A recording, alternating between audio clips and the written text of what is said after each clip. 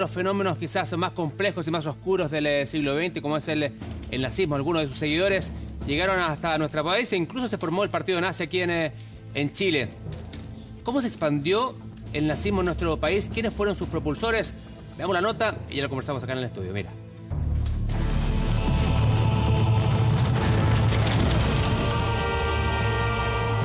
Partió con una persona, se agruparon en miles, conformaron millones. Los nazis que nacieron bajo el alero de Hitler no solo fueron una agrupación, eran un partido, un movimiento que parecía una religión, una ideología que llegó con militantes a tierras chilenas.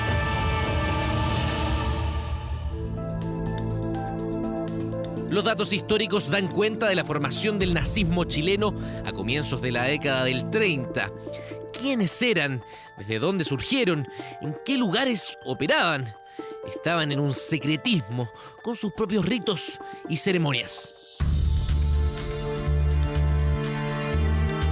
Con el Cono Sur, donde se detectó que había asentamientos nazis en Argentina y Chile. Las razones, entre otras, eran porque el Estrecho de Magallanes era un punto estratégico como vía de comunicación. Alemania se ponía en guerra nuevamente y los nazis llegaban y se formaban en Chile. Surge a raíz de la crisis mundial del año 29, ¿no? La derecha chilena empieza a buscar soluciones para enfrentar la crisis, ¿no? Atemorizada por el miedo a la revolución social, ¿no? El miedo al comunismo. Se forma una serie de guardias cívicas, ¿no? En distintos municipios. Incluso surge un ejército paramilitar llamado Milicias Republicanas, ¿no? Amparado por el gobierno de Alessandri, que le dio armas y financiamiento. Al principio, de alguna manera, surge como una reacción, ¿no? De un modo bastante maniqueo también. Dicen que ellos son como la única solución a la problemática social del país. Cada vez eran más los alemanes que llegaban a nuestro país, algunos con la misión de instaurar el movimiento en Chile y otros con objetivos emanados directamente desde la oficina del Führer. Bueno, hay una diferencia clarísima, ¿no? El nazismo alemán surgió en Alemania, termina en 1945 con el estrepitoso fin de la Segunda Guerra Mundial. El nazismo chileno termina en 1938, ¿no? No tienes el rótulo de la tragedia, ¿no? A que se asocia el nazismo alemán. No tienes los campos de concentración, no tienes Auschwitz. Era una juventud, la del año 38, que quería pensar el mundo, ¿no? O sea, pensar el país de acuerdo a las opciones que le ofrecía el panorama planetario, ¿no? Era como concebir Chile como una sociedad planetaria.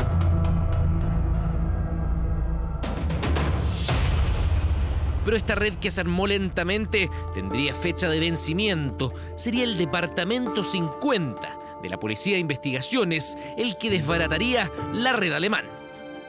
Una unidad que se formó en primer lugar porque se descubrieron antecedentes que en la ciudad de Puerto Varas existía entrenamiento paramilitar dirigido a jóvenes descendientes de familias alemanas. En segundo lugar, la policía captó que transmisiones de la Armada fueron interceptadas por grupos nazis, una estación de radio alemana que operaba en Quilpué y que transmitía mensajes encriptados a Alemania sobre los itinerarios de buques mercantes del bando aliado. En la ciudad de Puerto Varas, a principios del año 40, existían algunos asentamientos nazis que brindaban entrenamiento paramilitar a descendientes de alemanes en Chile. La Policía de Investigaciones y uno de sus funcionarios, el comisario Hernán Barros Bianchi, empieza a monitorear estas labores nazis y junto con ello la Policía de Investigaciones de Chile toma conocimiento que algunas emisiones radiales de la Armada chilena son interceptadas por radiotransmisores de los asentamientos nazis que habían en Chile y esa información era encriptada y enviada como mensajes ocultos a la ciudad de Hamburgo. Tiempo después, y una veintena de personas fueron detenidas en el sur de Chile y en Santiago.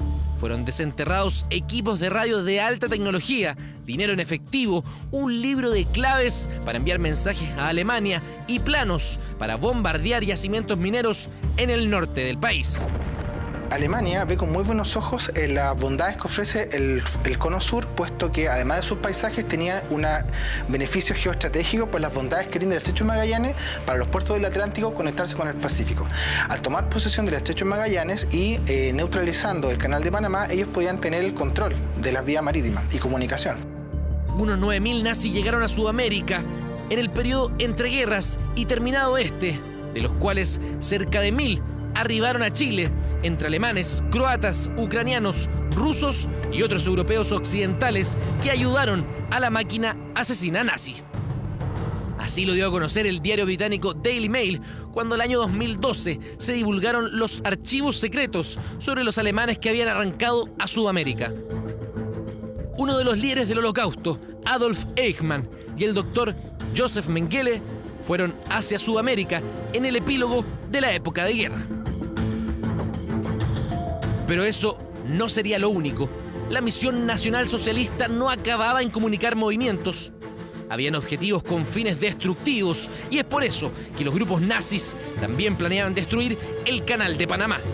Para ello, los líderes nazis disponían en Chile de unas bombas del tamaño de una canica, las cuales tenían una detonación lenta, que al ser instaladas en los buques que circulaban por la costa del Pacífico, al ser una detonación lenta, podían explotar fuera de las costas de Chile o directamente explotar en el Canal de Panamá. Todos estos actos formaban parte de una operación de espionaje de la Alemania nazi en Chile durante la Segunda Guerra Mundial. Y en la capital, la presencia nacionalsocialista también existía. Nueva York 80 y Paseo Bulnes 31, dos direcciones que están a menos de una cuadra de la Moneda. Ambos lugares compartían su secreto. Eran dos de los puntos donde, de acuerdo a los documentos desclasificados por la PDI, se instalaba el corazón de las operaciones de los agentes nazis en Santiago. Resultaba atractivo la ciudad de Santiago y el casco histórico porque a fines de la década del 30 y principios del 40 era la metrópoli que estaba ubicada en este país que tenía acceso al cono sur del continente. El departamento 34 del edificio de calle Bulnes correspondía a la unidad de prensa y propaganda. Y los pisos 9 y 10, en la calle Nueva York, eran el centro de operaciones del jefe de la agrupación territorial Chile del partido nazi alemán. En la práctica, era el representante directo en Chile de Adolf Hitler. Solo en Santiago, 15 hombres lideraban las fracciones territoriales, divididas por bloques numerados. Este cabecilla alemán en Chile tenía su domicilio apenas a un par de cuadras de distancia en Teatinos 371. Los documentos históricos indican que había al menos 8 locaciones en pleno centro de Santiago en las que se efectuaban operaciones de propaganda y reuniones de grupos establecidos que apoyaban al régimen de Hitler. El bloque alemán en Morandé 510 y en Huérfanos 587 indicaba los dos domicilios registrados del ex militar alemán radicado en Chile, Otto von Zeppelius, líder en el país de la Liga de los Guerreros Alemanes, una organización paramilitar nazi que dependía directamente de las temidas SS. Entre ellos podemos mencionar la Unión Nacionalista, que estaba en Catedral 1291, que tenía a cargo una publicación quincenal que es la Acción Chilena. Documentos que están disponibles hoy en texto completo a disposición de todas chilenas y chilenos, donde podemos observar cómo en esa publicación se difundía el sentimiento germánico. Asimismo teníamos la agencia noticiosa Transocean en Moneda 1054, la revista Cóndor en Nueva York 80, el Club Alemán en Santo Domingo 714 y en Agustina 975, la Asociación de Amigos de Alemania, y en el mismo edificio, pero en otro piso, la Liga Chileno-Alemana. El centro también albergaba a las juventudes hitlerianas, la Liga Guerrera del Reich y la Juventud Chileno-Alemana, cuyos miembros usaban uniformes nazis.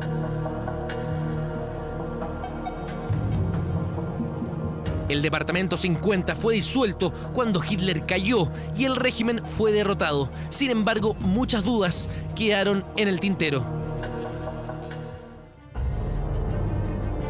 ¿Cuántos nazis más, aparte de Mengele y Eichmann, arrancaron a Chile?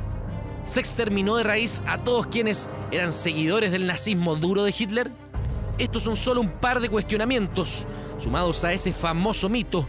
¿Murió Hitler en el búnker o se arrancó para morir en Sudamérica?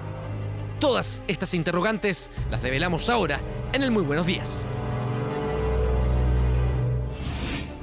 Vamos a hablar de los misterios de los nazis en Chile. Estamos con Carlos Tromben, que es escritor y periodista chileno. ¿Qué tal? Hola. ¿Cómo estás, Carlos? Hola, Muy buenos días. Y también con Cristóbal García Huidobro, historiador. Hola, ¿qué tal? ¿Cómo ¿Cómo estás? están? Un gusto. A ver, partamos desde la base, de la llegada de algunos seguidores del nazismo.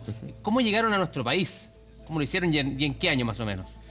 O sea, a ver, llegan como toda persona que viaja, digámoslo, en esta época a través de fundamentalmente el barco, Claro. que era la forma de transporte más económica en esa época, pero también la más común. Pero ellos llegaron ocultos, hicieron pasar por gente NN. Lo que pasa es que hay que distinguir épocas. Efectivamente, hay infiltración nacionalsocialista alemana, digámoslo, previa a la guerra. Y después también hay que tomar lo que es después de la guerra. La infiltración previa es parte de un programa de inteligencia que tenía la Gestapo y la SH, que digamos lo que era el SD, perdón, que era la organización de inteligencia alemana. Y lo que viene después es lo más interesante, que eso es lo que trata los archivos desclasificados que se entregaron por la PDI al Archivo Nacional del Departamento 50, que es de la gente que arranca en definitiva y que se viene a refugiar a América del Sur, entre ellos también a Chile. Chile no era el destino preferido, digamos, era Argentina claro. fundamentalmente, y Brasil. Claro. Además, porque en Argentina estaba... ¿Al sur de Argentina? No, Argentina, Buenos Aires, no, a Buenos Aires, claro, y en el norte también. Lo que pasa es que Argentina, a ver, estaba gobernada en esa época por militares que eran de alguna manera proclives a la ideología nacionalista, y además Juan Domingo Perón después también, que va a ser presidente de Argentina, también hace la vista gorda respecto a esta gente. En Brasil estaba gobernando Getúlio Vargas con un régimen bastante particular, también ultranacionalista, que se llamaba el Estado Nuevo, y por lo tanto también hace la vista gorda. En Chile es distinto, porque en Chile habían gobiernos de centro izquierda, los gobiernos del Frente Popular.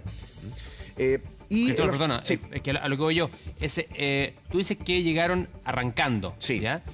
Refugiados. Ya, pero llegaron con ese pensamiento, con esa idea. Jamás estuvo la idea de sembremos en Chile, sembremos en Argentina y expandamos el nazismo en Latinoamérica, por ejemplo. Yo creo que por eso nuevamente hay que distinguir.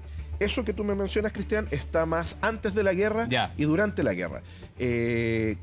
Cuando hablamos de la gente que viene, en definitiva, esta gente que viene arrancando para esconderse en América del Sur, es simplemente esconderse. O sea, ya no hay... vinieron a rearmarse. El Reich ha muerto, no hay posibilidades de crear un cuarto Reich, salvo en quizá algunas mentes afiebradas, digámoslo, y por lo tanto no hay nada que hacer. Además, porque fíjate tú, no es solamente que en las policías, digamos, locales se trate de perseguir a estas personas, sino que hay una especie de redada mundial dirigida fundamentalmente por el FBI, que está buscando a estas personas precisamente para apresarlas, y bueno, algunos ponerlos a disposición de la justicia, u otros simplemente para meterlos en programas secretos. Dijeron el rincón más apartado, allá, del mundo. Claro. Chilito, ¿y llegaron principalmente al sur del país, Carlos? No, de todo.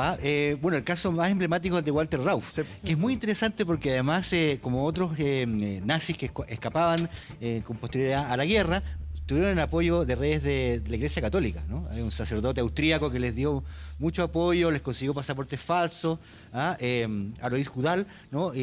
Para acogerse al estatus de refugiado por la Cruz Roja, terminan en Santiago. El caso de Rauf estuvo en Punta Arenas, fue gerente de una fábrica de conservas, ¿no? Conservas de centolla. También trabajó, y eso ocurrió en otras partes de América Latina, empresas alemanas importantes les daban empleo en sus casas comerciales. Estamos hablando de la Mercedes-Benz, la Opel, ¿no es cierto? El caso de varios de ellos, ¿no? Eichmann en Argentina. Entonces había una red de apoyo de ocultamiento, pero esto es lo más paradojal, que creo que no se hablaba mucho de esto, que fueron contratados por la propia inteligencia de la República Federal Alemana como agentes en Sudamérica. Es impresionante eso. ¿Por qué? Porque, claro... ¿Para saber qué? Bueno, para tener... Tú sabes que el mundo de la inteligencia es un intercambio de información. Pero nada en especial, nada en particular. Generalmente era anticomunismo. Ver la actividad comunista en Sudamérica, ¿no? ¿Por qué? Porque cuando un alto oficial de inteligencia de Alemania, sea del ejército o de la SS, se entregaba a los aliados, tenía tanta información, en el caso pues, los que habían estado al frente oriental, sobre la Unión Soviética. Entonces, los norteamericanos, los estadounidenses los tomaron también como agentes de inteligencia, los usaron varios años y después se los entregaron enteritos como red de inteligencia a la Alemania federal, democrática. Y de hecho, piensa tú, Estados Unidos justo al final de la guerra tiene una operación de inteligencia que se llama Paperclip, así como clip. ¿Qué consistía? tomaron a todos los científicos que pudieron encontrar y se los llevaron a Estados Unidos con una especie de amnistía, y ellos son los creadores, por ejemplo, del programa espacial norteamericano. O sea, nosotros llegamos a la Luna en parte gracias al apoyo, digámoslo, de Wernher von Braun, que era el que crea las V2, que son estos misiles con los cuales se bombardeaba Londres, digámoslo, en los años 40, y él es el que va a diseñar después el Saturno V, que es el cohete que lleva a los hombres a la Luna. Entonces, la carrera espacial surge en parte producto de este insumo tecnológico y de conocimiento que obtienen los norteamericanos respecto a la cohetería alemana. Pero el movimiento nazi acá en Chile, ¿realmente fue un movimiento importante? ¿Se pudieron agrupar? ¿Siguieron con esa doctrina, con esa ¿Crearon un corriente? partido? Ahí hay que distinguir, claro, a ver, después de la guerra no existen, Ya. Lo que pasa es que en Chile existió un partido nacional socialista, se llamaba el Movimiento Nacional Socialista de Chile, el MSN. Y el Movimiento Nacional Socialista se crea a principios de la década de los 30. Está formado fundamentalmente por gente que pertenece a las clases medias, en fin, que es más o menos el núcleo fundamental de los partidos nacionalsocialistas en el mundo. Gente que le tiene miedo, en definitiva, al comunismo y volver a la pobreza, ¿no? Es un partido particularmente agresivo, tiene una doctrina, no es racista, pero sí de supremacismo chileno, dirigido por Jorge González Fonmarés, que era un nazi criollo, digámoslo. Nosotros conocemos más al Partido Nacional Socialista chileno por lo que ocurre en el 5 de septiembre del año 38, que es la matanza del Seguro Obrero, cuando intentan hacer un golpe de Estado que fracasa y que, son brutalmente reprimidos por la policía, por Carabineros de Chile, y que termina precisamente con una masacre de 60 y tantos jóvenes ahí en el actual edificio del Ministerio de Justicia, ¿ya? ¿Fueron importantes? Habría que entrar ahí habría que debatir. Yo creo que sí tuvieron algún grado de importancia porque lograron participar en elecciones, lograron elegir diputados, de hecho. El partido después cambia el nombre, se llama Vanguardia Popular Socialista, pero de ahí en adelante el partido desaparece después del 38. Pero ¿cómo logran arrancar estas personas Alemania, que se dice, vienen de Alemania y llegan y se asentan acá en Chile? Bueno, Carlos lo dijo. El tema es que hay gente que está dispuesta a falsificar pasaportes. No, pero me refiero a que se hablaba de submarinos, se hablaba de búnker. Pueden haber llegado... Mira, a ver, lo que pasa es que, al menos de los estudios que yo he hecho, de la literatura que existe, en realidad es mucho menos complejo, pero es fantástico cómo es el plan. Tú te escondes a plena luz del día. Todo el mundo... Visible. Claro, con otro nombre. Te cambias incluso algunas facciones, te maquillas, te cortas el pelo, pero todo el mundo sabe que tú eres Juan Pérez, digamos que te cambiaste el nombre, y tienes un trabajo normal, una familia normal, etcétera. Te escondes a plena luz del día. Nadie está aquí oculto en un búnker permanentemente sin que te vayan a buscar en un sótano maquinando, sino que esta gente se integra a la sociedad. Y eso era lo menos coherente. Claro, lo que menos se podría presumir. No, yo te diría que es lo más lógico y efectivamente es lo que menos se presume. Y aquí hay una cuestión notable. El problema es que tú podías estar viviendo al lado de un monstruo asesino y tú nunca lo supiste. Claro. Cristóbal, ahora todas estas hipótesis o estas ideas de que se generaron búnker donde estuvieron escondidos, que se arrancaron a través de submarinos que nadie podía captar claramente, ¿nacen después del fin de la guerra?